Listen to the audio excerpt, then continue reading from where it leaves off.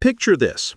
It's 1993, and a small company called Nvidia is born in a Denny's restaurant booth. Three engineers with a vision to revolutionize computer graphics had no idea they were creating what would become the most valuable company on Earth by 2025. Today, Nvidia sits at the epicenter of the artificial intelligence revolution, commanding a market capitalization exceeding $3 trillion. But how did a graphics card company become the kingmaker of AI? And more importantly, can it maintain this throne through 2030? The story of Nvidia's dominance reads like a masterclass in strategic positioning. What started as a company making chips for video games has evolved into the backbone of artificial intelligence infrastructure worldwide. Their graphics processing units, originally designed to render pixels and polygons, turned out to be perfectly suited for the parallel processing demands of machine learning. It's a bit like discovering that your sports car is also the perfect vehicle for hauling freight, except in this case, the freight happens to be the future of human civilization. At the heart of Nvidia's empire lies a business model that's both elegant and ruthless. The company doesn't just sell chips, it sells an entire ecosystem. Think of it like Apple's approach to smartphones, but for artificial intelligence. Nvidia's CUDA software platform has become the de facto standard for AI development, with over 4 million developers worldwide building their careers around it. This creates what economists call network effects, where the value of the platform increases exponentially with each new user. Every AI researcher who learns CUDA, every startup that builds on Nvidia's architecture, every enterprise that deploys their solutions becomes another brick in Nvidia's competitive moat. The numbers tell a staggering story. In the second quarter of 2025, Nvidia reported revenue of $46.7 billion, up 56% from the previous year. Their data center business alone generated over $47 billion, dwarfing the combined AI revenues of competitors AMD and Broadcom. But here's what makes these figures truly remarkable. Nvidia maintains gross margins in the mid-70% range. For a hardware company, this is almost unheard of. It's like selling hamburgers at caviar prices and having customers line up around the block. This pricing power stems from what industry analysts call Nvidia's performance moat. Their latest Blackwell architecture chips don't just outperform competitors, they obliterate them. In the most demanding AI workloads, Nvidia's chips can be 3 to 5 times more efficient than alternatives. When you're training large language models that cost millions of dollars to develop, that performance difference translates directly to competitive advantage. It's not just about having the fastest chip, it's about having the only chip that makes certain AI breakthroughs economically viable. But Nvidia's dominance extends far beyond raw performance. The company has systematically locked up critical parts of the supply chain in ways that would make Standard Oil's John D. Rockefeller proud. Nvidia has secured over 70% of Taiwan Semiconductor Manufacturing Company's advanced packaging capacity for 2025. This isn't just a customer relationship, it's a strategic partnership that gives Nvidia unprecedented influence over the development of future manufacturing processes. They're not just buying chips from TSMC, they're co-designing the factories that will make tomorrow's chips. This manufacturing stranglehold creates a secondary moat that's invisible to most observers, but devastating to competitors. When AMD or Intel wants to build competing chips, they have to wait in line behind Nvidia for access to the most advanced manufacturing processes. It's like trying to compete in Formula One racing when your rival owns the only factory that makes high-performance engines. You might have great engineers and brilliant designs, but you're fundamentally constrained by what you can actually build. The historical parallel here is striking. In the early 1900s, Carnegie Steel didn't just make steel. It owned the iron ore mines, the coal mines, the railroads that transported raw materials, and the ships that carried finished products. This vertical integration made Carnegie virtually unassailable until antitrust regulators stepped in. Nvidia has achieved something similar in the AI chip ecosystem, but through strategic partnerships and technological lock-in rather than outright ownership. However, every empire faces challenges, and Nvidia's is no exception. The first major risk comes from the cyclical nature of the semiconductor industry. Chip cycles have been a fact of life since the invention of the transistor, driven by the boom and bust dynamics of technology adoption.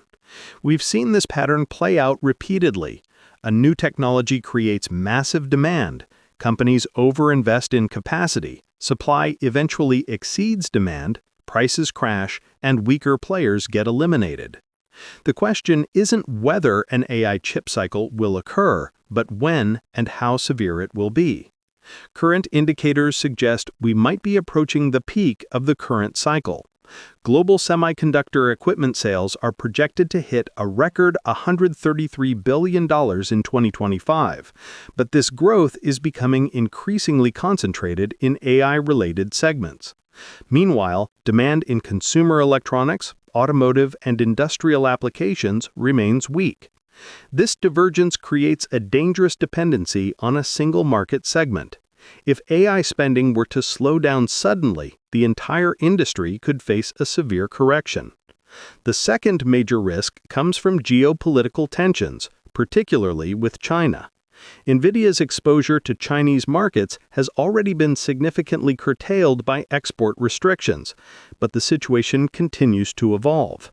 In the second quarter of 2025, the company reported no H20 sales to China-based customers, representing a complete elimination of what was once a significant revenue stream.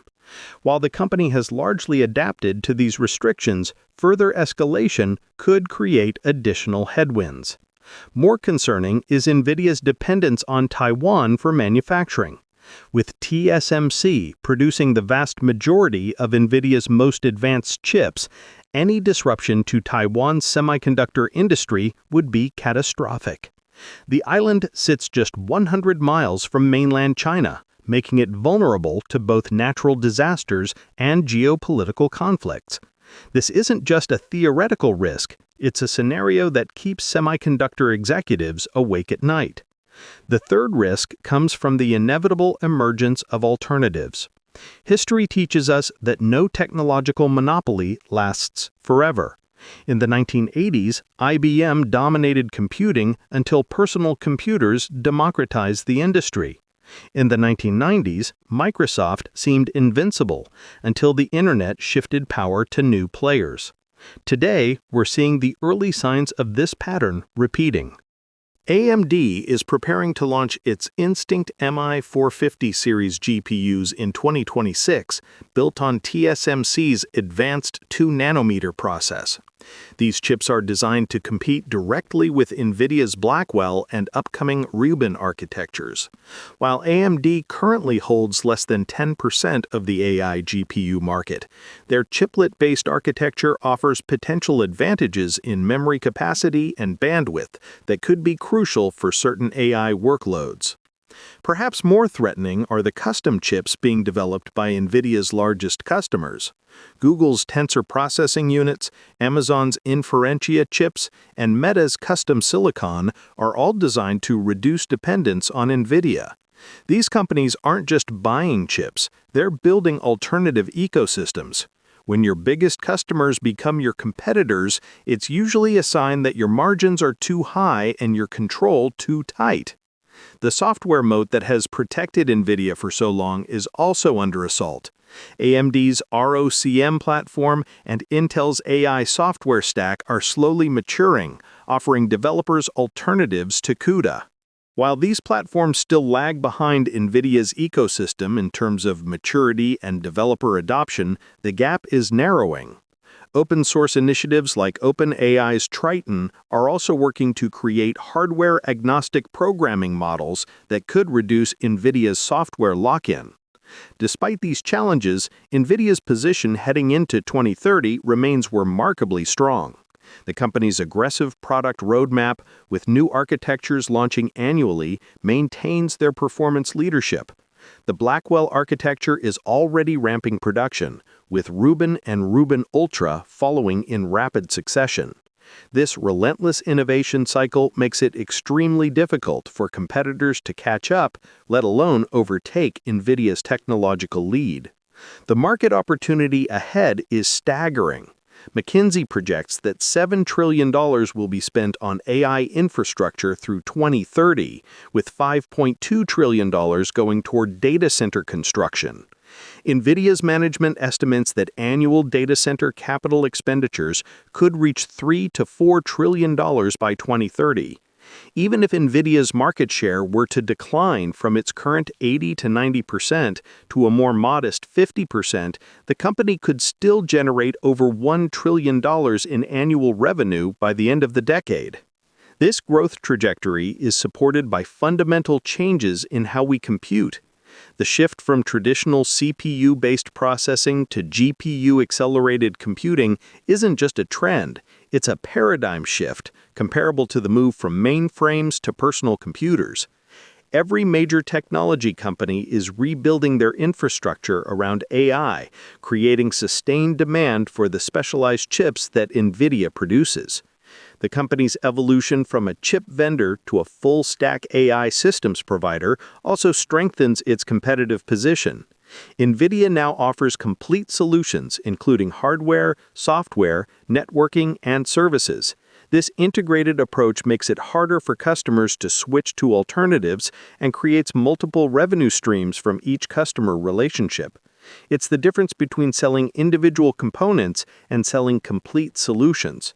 Looking ahead to 2030, several scenarios could unfold. In the most optimistic case, Nvidia maintains its technological leadership and market dominance, potentially reaching a $10 to $20 trillion market capitalization, as some analysts predict. The company would benefit from continued AI adoption across industries, successful expansion into new markets like autonomous vehicles and robotics, and the emergence of new AI applications that require even more computational power. A more moderate scenario sees Nvidia maintaining leadership but facing increased competition and margin pressure. Market share might decline to 60 to 70% as alternatives mature, but the overall market growth would still drive substantial revenue increases. Gross margins might compress from the current mid-70s to the mid-60s% range, still exceptional for a hardware company, but reflecting increased competitive pressure. The bearish scenario involves a significant AI cycle downturn, increased geopolitical tensions affecting supply chains, or a breakthrough by competitors that fundamentally disrupts Nvidia's technological advantage. Even in this case, Nvidia's installed base and ecosystem advantages would likely prevent a complete collapse, but growth would slow dramatically and the stock would face significant pressure. The most likely outcome probably lies somewhere between the moderate and optimistic scenarios. Nvidia's technological moat remains formidable, their execution has been flawless, and the long-term trends toward AI adoption appear irreversible. However, the law of large numbers suggests that maintaining current growth rates will become increasingly difficult as the company scales. The key factors to watch include the development of competing architectures, particularly from AMD and Intel, the success of custom chip initiatives by major cloud providers, and the evolution of software ecosystems that could reduce CUDA's dominance. Geopolitical developments, particularly regarding Taiwan and China, will also play a crucial role in determining Nvidia's trajectory. From an investment perspective, Nvidia represents both tremendous opportunity and significant risk. The company trades at 28.5 times forward earnings, a premium valuation that assumes continued exceptional growth. While this multiple might seem high, it's important to remember that Nvidia is essentially selling the picks and shovels of the AI gold rush. As long as the rush continues, demand for their products should remain strong. The historical precedent here is instructive. During the California gold rush of 1849, most prospectors went broke, but the companies selling mining equipment made fortunes. Levi Strauss became wealthy selling jeans to miners, not by mining gold himself. Nvidia occupies a similar position in the AI revolution, providing the essential infrastructure that enables others to pursue AI breakthroughs. However, investors should be prepared for volatility.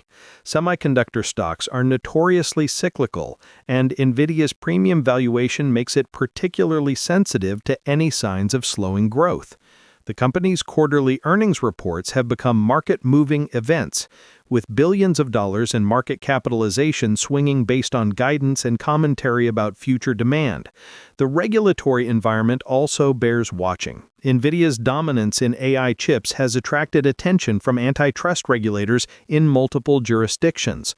While no formal actions have been taken, the company's market position and pricing power could eventually trigger regulatory intervention. The precedent of Microsoft in the 1990s shows how antitrust concerns can constrain even the most dominant technology companies. As we look toward 2030, Nvidia stands at a unique inflection point in technology history. The company has successfully positioned itself at the center of what may be the most important technological revolution since the Internet. Their chips power the large language models that are reshaping how we work, create, and communicate. They enable the computer vision systems that will drive autonomous vehicles. They accelerate the scientific simulations that could lead to breakthroughs in drug discovery, climate modeling, and material science. The question isn't whether artificial intelligence will continue to transform our world. It's whether Nvidia can maintain its central role in that transformation. The company's technological leadership, ecosystem advantages, and manufacturing partnerships provide significant competitive protection. But history shows us that no company, no matter how dominant, can take its position for granted. The semiconductor industry has always been characterized by rapid change and fierce competition. Today's leader can become tomorrow's footnote if they fail to innovate or adapt to changing market conditions. Nvidia's management team, led by CEO Jensen Huang, seems acutely aware of this reality. Their aggressive investment in research and development, strategic partnerships, and new market expansion reflect a company that's not resting on its laurels. The path to 2030 will likely be marked by continued innovation, intense competition, and occasional market turbulence. Nvidia's success will depend on their ability to stay ahead of the technology curve, navigate geopolitical challenges, and adapt to an evolving competitive landscape. For investors, customers, and industry observers, Nvidia's journey represents one of the most compelling business stories of our time, a tale of how a graphics card company became the engine of the artificial intelligence age. The stakes couldn't be higher. As AI becomes increasingly central to economic competitiveness and national security, the companies that control AI infrastructure will wield enormous influence. Nvidia's position at the heart of this ecosystem makes it not just a business story, but a geopolitical one. The decisions made in Nvidia's boardrooms and engineering labs will help shape the future of technology and, by extension, the future of human civilization itself.